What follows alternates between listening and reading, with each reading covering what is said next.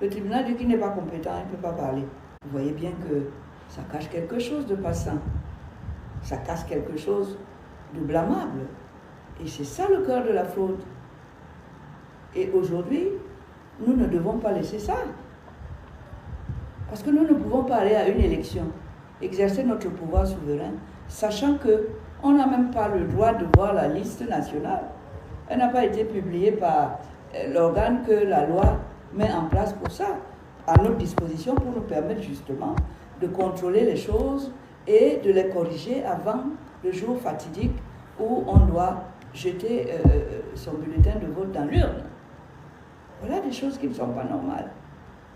La loi prévoit que vous devez faire ceci. Vous refusez de le faire. Alors, ils sont au-dessus de la loi? Non. Le principe, c'est que nul n'est au-dessus de la loi, et surtout pas l'État. L'État doit être un modèle de respect de la loi. Ce sont des lois qui protègent. Donc, il faudrait que le peuple se prononce sur ce problème-là. D'accord. Et pour dire que arrêtez de nous prendre pour plus imbéciles que nous ne le sommes en réalité. Vous devez produire cette liste-là. Quand en face, vous avez quelqu'un qui vous prend pour un idiot, le jour où vous vous levez pour vous fâcher, pour dire que attention, je ne suis pas ce que vous croyez, vous le surprenez parce qu'il ne s'attend même pas à ce que vous réagissiez comme ça. Justement. Et vous le prenez de court, et à ce moment-là, vous lui dites qu'attention, nous sommes capables de tchakala. Hein. On peut se gâter là maintenant, et l'élection là risque d'avoir des problèmes. Mais ce sera votre faute. Continuez pas à interférer comme ça dans le processus contre le peuple souverain au moment où il doit prendre sa décision de nommer X ou Y. C'est vous qui êtes en train de provoquer là. Ce qui va arriver, si vous continuez comme ça à violer la loi, le public ne va pas l'accepter et voter dans ces conditions. Vous devez nettoyer ça avant. Nous exigeons que ça soit propre et débarrassé de ces souillures-là, de la fraude. Voilà. Alors, à présent, parlons de nos compatriotes en exil et de la fameuse question de la double nationalité. Beaucoup de Camerounais qui vivent à l'étranger veulent participer activement à la vie politique du pays. Mais au Cameroun, c'est comme si avoir un passeport étranger, c'était une trahison nationale. Pourtant, quand on regarde de près, certains hauts cadres du régime possèdent discrètement plusieurs passeports planqués au fond d'un tiroir. Ils sont camerounais le jour et français ou américains la nuit. Que pensez-vous de cette hypocrisie institutionnelle sur la double nationalité et pourquoi refuse-t-on aux Camerounais de la diaspora le droit de voter et de s'impliquer pleinement, autant pour moi, dans le processus électoral? Parce que si la diaspora vote, habitant dans des pays démocratiques, ils savent comment une élection saine doit se dérouler. Ça va chambouler, ça va toucher tout le système de fraude et de la machine de fraude qu'ils ont mis en place et qui leur permet de dormir tranquille parce qu'elle va faire des résultats qui vont dans le sens de ce qu'ils souhaitent. C'est pour ça.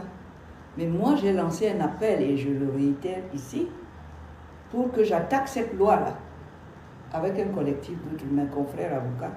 Cette loi-là n'est pas légale. Elle n'est pas du tout légale. La double nationalité, on ne peut pas.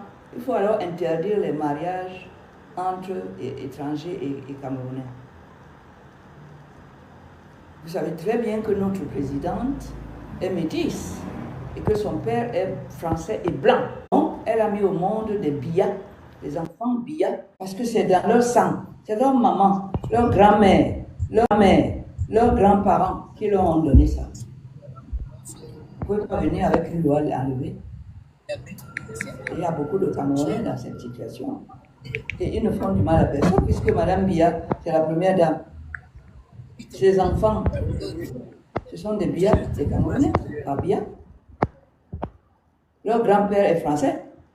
Vous croyez qu'on peut leur enlever la double nationalité ou interdire à Madame Biya d'aller voter? C'est pas possible.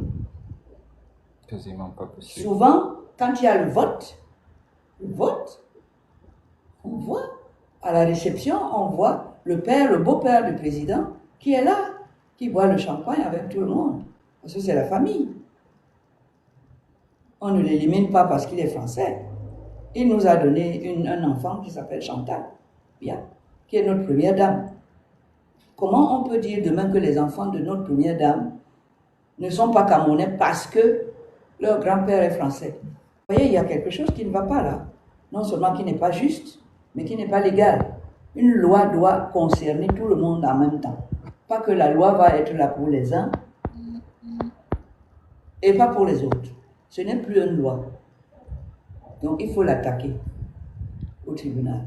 Il faut l'attaquer à la Cour suprême. Il faut l'attaquer devant toutes les instances compétentes. J'ai proposé mes services pour faire ce travail-là, pour qu'on mette déjà toute cette conditionnalité-là sur la table, à égalité pour tous les Camerounais. Vous avez une goutte de sang camerounais, vous êtes Camerounais à vie. Et vos enfants aussi. Ce n'est pas un simple papier qui va vous enlever ça. Parce que ça coule dans vos sangs. Ce sont vos ancêtres qui vous ont donné. Un État n'est pas là pour enlever ce que les ancêtres ont donné. Au contraire, il est là pour protéger ça.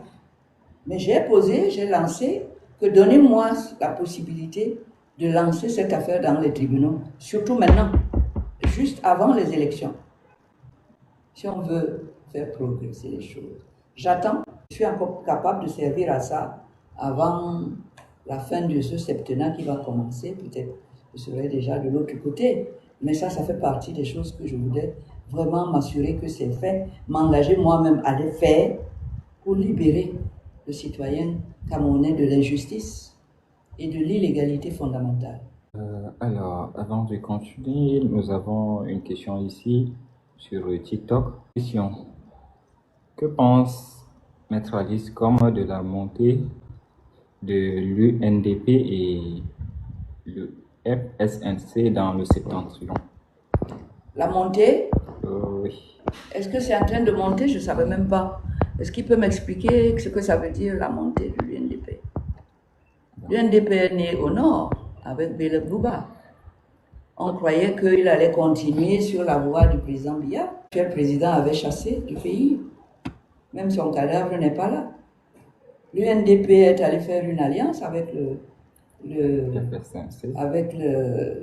RDPC. C'est pas ça? Oui, c'est un parti qui est l'allié du parti au pouvoir. C'est un parti qui est dirigé par un nordiste. Non, s'ils font alliance là-bas avec le up to you. Mais je sais qu'il y a des Camerounais du Nord qui sont restés fidèles à la rigueur d'Aïdjo et à l'universalité d'Aïdjo, qui n'était pas clanique. Voilà, qui a fini par construire l'unité, la vraie unité du Cameroun, qui ne supportait pas le tribalisme et le clanisme. Tout le monde l'a vu. Voilà. Maintenant, je ne sais pas si l'UNDP est en train de monter au nord. Mais je voudrais d'abord vérifier ça avant de me prononcer. Alors, il a répondu, mais je vais l'inviter de prendre la parole après.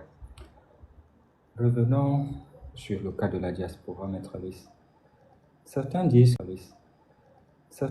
que la diaspora camerounaise est la 5e colonne, un moteur puissant pour le changement. Entre les transferts d'argent qui maintiennent des milliers de familles à flot et l'activisme politique à l'international, la diaspora joue un rôle énorme. Mais comment ces Camerounais à l'étranger peuvent-ils véritablement peser sur les élections de 2025 alors qu'ils sont souvent tenus à l'écart du processus électoral? Oui, et ça c'est une question que je vais les réponses tant que je ne suis pas allé vers eux ou eux venir vers moi pour qu'on observe, qu'on regarde ce problème ensemble. Je ne comprends pas que les Camerounais de la diaspora se laissent enlever leur nationalité comme ça, sans se défendre. Ils savent que la nationalité se donne par le sang, et ça c'est une nationalité que personne ne peut enlever. Personne. Par mariage. Vous épousez un Camerounais, vous êtes une femme, vous souhaitez avoir la nationalité de vos enfants et de votre mari. Personne ne peut vous empêcher. Pourquoi on empêcherait d'autres Camerounais pour des raisons que je ne comprends même pas? de garder leur nationalité et d'avoir à en emprunter un autre par mariage ou par je ne sais pas trop quoi. Parce que vous êtes un garçon. Les filles peuvent garder leur nationalité et avoir la nationalité du mari, mais pas, ça n'a pas de sens. Une loi, c'est pour tout le monde. Toute une catégorie de gens. On ne différencie pas. On ne privilégie pas les uns au détriment des autres. Notre président lui-même est le modèle. Il a épousé une femme qui est française. Madame Bia n'est pas moitié française, elle est française. Mais elle est aussi camerounaise à 100%. Elle n'est pas moitié camerounaise. Donc sa nationalité, ça ne se divise pas. Elle est une et indivisible. Et c'est la même pour tous ceux qui remplissent ces conditions de sang ou d'attribution comme on le fait. Mais ça doit être pour tout le monde. Mais j'aimerais bien que la diaspora prenne ce dossier en main et se batte pour leur nationalité camerounaise et qu'ils la défendent bec et ongle. Ils vont me trouver pour leur donner ma contribution. Alors, avant qu'on passe aux questions du public, nous avons là le message du riche qui dit vers quelle autorité nous, jeunes maîtres Alice, pouvons-nous tourner pour former une coalition?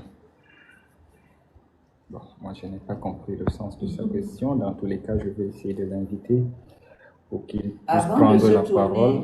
Est-ce qu'ils sont capables de former un groupe homogène? C'est-à-dire, ils disent par exemple, voilà le groupe de réflexion des étudiants camerounais à Bangui ou parce que la diaspora, c'est pas que la France. Est-ce qu'ils peuvent avoir un groupe, un think tank, des gens qui pensent là-bas et qui au fur et à mesure recrutent et grandissent pour qu'on puisse parler des mêmes sujets au même moment et rassembler les réflexions des uns et des autres pour en tirer des solutions pour nos problèmes communs? Je crois qu'il est là et lui-même doit prendre la parole pour s'exprimer. Oui, bonsoir. Bonsoir, Madame Alice, Maître Alice. Bonsoir, Gilles Riche. Oui, moi je suis jeune depuis Bafoussam et je vous suis. Je suis vraiment engagé par votre combat pour ce que vous faites pour le changement, mais le problème qui se pose, c'est comment est-ce que nous jeunes pouvons arriver à créer une coalition de telle sorte que nous nous fassions entendre devant les autorités, en fait, parce que ce n'est pas facile. Vous dites que vous êtes où? Je vous suis depuis Bafoussam. Bafoussam.